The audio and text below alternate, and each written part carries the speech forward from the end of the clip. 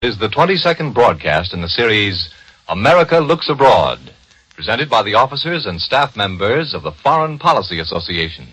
This nonpartisan organization, open to all who are interested in American foreign policy, offers accurate information on current world events. In the world of today, foreign affairs are your affairs. Germany's campaign in Scandanavia appears to be a sharp departure from its previous policy. What is the significance of this new move? Mr. John C. DeWilde, Research Associate of the Foreign Policy Association, speaking to you from WFIL Philadelphia, will discuss Germany's war aims in Scandinavia. Mr. DeWilde. Good afternoon. The invasion of Scandinavia marks a dramatic turning point in the war. Up to a week ago, it seemed as if the belligerents were settling down to a passive war of attrition. It had become fashionable to call it a sit-down war. The Allies had found no way to get at Germany, except through the blockade.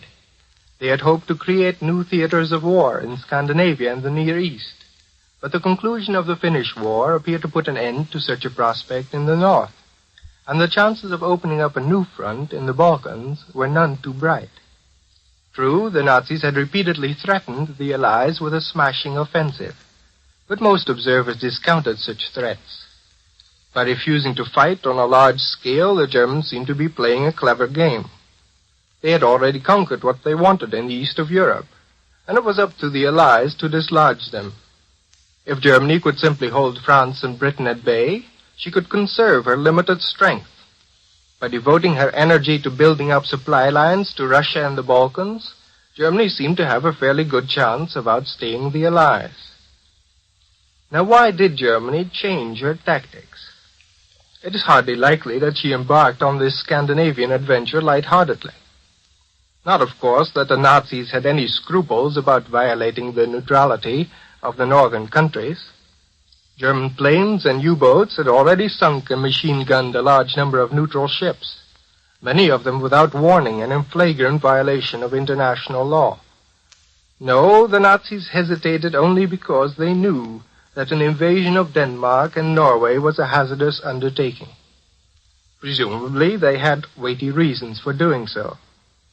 Some observers still believe that a German invasion took place only after the Allies mined Norwegian territorial waters in order to interrupt shipments of Swedish iron ore. That interpretation, however, doesn't seem correct. While we don't know exactly when the mines were laid, the announcement of this action came early on April 8th, and only 1 day later, German troops had landed at the Norwegian iron ore port Narvik, which is well over 1,000 miles from German territory. But the Germans did have reason to fear the ultimate effect of Allied pressure on Scandinavia. Presumably, they drew up detailed plans for the invasion of the northern countries during the Finnish War, when the British and French were on the point of armed intervention. The Russo-Finnish War put an end to this threat for a time, but it soon appeared that the Allies were determined to deal more sternly with the neutrals. Winston Churchill and other British statesmen called on the neutrals to join in the war against German aggression. They issued sharp warnings that the Allies couldn't be expected to respect neutral rights if Germany did not.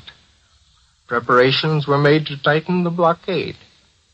The Altmark incident last February and subsequent Allied breaches of Norway's neutrality indicated that the French and British would no longer tolerate the use of Norwegian territorial waters for the purpose of evading the blockade. And the Allies were determined to compel the Scandinavian countries to reduce their shipments to Germany, particularly of Swedish iron ore. France and Britain were in the position to withhold vital overseas supplies from Norway, Sweden, and Denmark unless they complied with Allied demands. With their customary decisiveness, the Germans undertook to anticipate these developments. Should their desperate gamble succeed, the Nazis would harvest important gains. First of all, they would acquire in southern Norway air and submarine bases which are much closer to northern England and Scotland. These would enable Germany to take more effective action against the British blockade in the North Sea and to harass British shipping more constantly. Scapa Flow, the most important British naval base, could be reached in only a little more than an hour's flying. Secondly, the conquest of Scandinavia would be an object lesson to the Balkans, a warning of the fate they could expect if they resisted German claims to monopolize their foodstuffs and minerals. Thirdly, and this is most important, the Nazis would acquire complete control of Scandinavia's mineral resources. Sweden and Norway have some copper and molybdenum, and a bit of nickel and tungsten, all ores which Germany needs for the prosecution of the war. But above all, the rich iron ore deposits way up in the north of Sweden and Norway would fall into German hands. For Germany, access to this high-grade ore is a matter of life or death. In the World War, she could supply 70% of her own needs in iron. She had the iron of Lorraine and soon conquered the Brie Basin in France, another important source of supply. But today, her own iron mines supply only about a third of her requirements. She has quite a bit of ore, but it is not easy to mine and difficult to smelt because of its high acid and low lime content. So if Germany succeeds in conquering Norway, she will cut Sweden off completely from the Allies. Sweden will then have no alternative but to deliver her entire surplus to Germany. Of course, the Germans might still have difficulties getting the ore to their country. The bulk of the Swedish iron has always moved, even in summertime, through the ice-free Norwegian port of Narvik. Narvik has the best facilities for handling the ore, and is nearest to the mines. Even if Germany controls Norway, iron ore shipments through the North Sea will still run the danger of constant interception by the British Navy. But once they are in control of Scandinavia, the Germans will presumably be able to commandeer all transportation facilities, including the railways, in order to get the ore moving. So far, I have emphasized the possible gains for the Germans. Their course, however, would also entail serious disadvantages. For the first time, they are being compelled to fight. The Nazis have to hurl their whole navy into the fray. Already they have suffered severe losses. And don't forget that the Allies can stand much larger naval losses than the Germans. For every Nazi warship sunk, the Allies can probably afford to lose 2, or even more. The Germans have a good navy, but it is much smaller than in the World War. When the present war began, the British Navy had a 4-to-1 margin of superiority over the German. If the German fleet is severely crippled, the Nazi hold on Norway will be exceedingly precarious, and even the German coastline may become vulnerable to attack. But even if the Germans succeed in their plans of conquest, it will be only at the expense of a great drain on their resources, both of manpower and material. That wouldn't be so important if Germany had reserves as large as those of the Allies. But she doesn't. Extension of the military front would compel Germany to keep many more men under arms, just at a time when there is already a severe shortage of labor at home. Large garrisons would have to be stationed in Scandinavia, not only to crush passive resistance by the inhabitants, but to ward off the ever-present threat of invasion by the Allies. Moreover, the Germans may have touched off the spark that will lead to a widespread conflagration throughout Europe. It may envelop the Balkans and the Low Countries. And if the Germans have to fight on many fronts, and on a scale comparable to the World War, they may become exhausted more quickly than we had believed. The military might of Nazi Germany is indeed great, but in a long war, the real sinews, the real sources of strength are economic and financial, and in these respects, Germany is weaker than the Allies. Besides, the Scandinavian adventure may in the end prove a drain on German food supplies. That may seem surprising. We ordinarily think of Denmark, and even to some extent of Norway and Sweden, as agricultural countries. Yes, they do produce large quantities of meat and dairy products for export. Danish butter, eggs, and bacon are known the world over.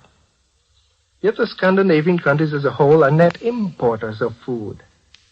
From such overseas countries as Argentina and Canada, They get grain for bread and livestock feed. They import fodder and a vast amount of vegetable oil seeds, which are crushed into oil cake for cattle feed.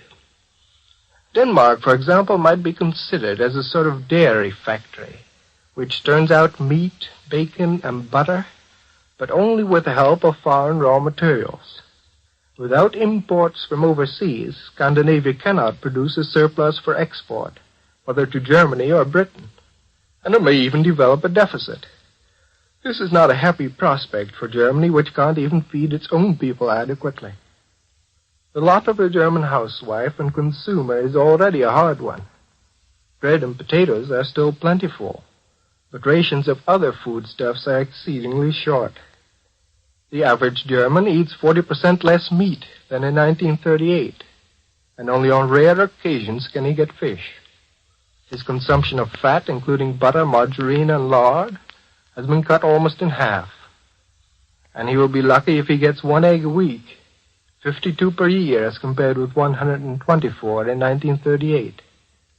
For Germany, the invasion of Scandinavia is therefore a long shot. She is gambling on the hope that it will prove decisive, but there is little chance that it will be. The French and British now have their backs up. They are rather relieved to come to grips with the Germans at last. In fact, this may be just the opening they've been waiting for. Of course, it won't be easy to dislodge the Germans in Norway. They have stolen a march on Britain, and the Allies will find it difficult to land troops on the rocky and mountainous shores of Norway. Their task now is to cut German sea communications and prevent additional reinforcements from reaching Norway. Meanwhile, they are mustering a large expeditionary force with which they hope to establish full control in the far north. If the Allies succeed, they will have Germany by the throat, for without Scandinavian ore, Germany's arms factories may soon run out of supplies. But even if the Allies are not successful, the war is not lost for them.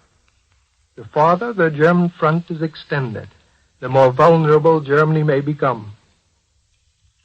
Meanwhile, however, the neutrals have to suffer. The Danes have not felt the iron heel of the conqueror since 1864, and the Norwegians have been spared for centuries. They had become devoted to the ideal of peaceful progress. Their armament was weak. For the Danes, resistance to invasion was futile, and the Norwegians are putting up a fight only because they have the rugged coastline and the mountains on their side. The Swedes are stronger, but for the moment they are still neutral, even though they realize that control of their resources is the major Nazi objective. Their country may soon be invaded, particularly if the Allied Navy cuts Nazi sea communications with Norway. Thus the whole of Scandinavia will be engulfed in a war not of its own making.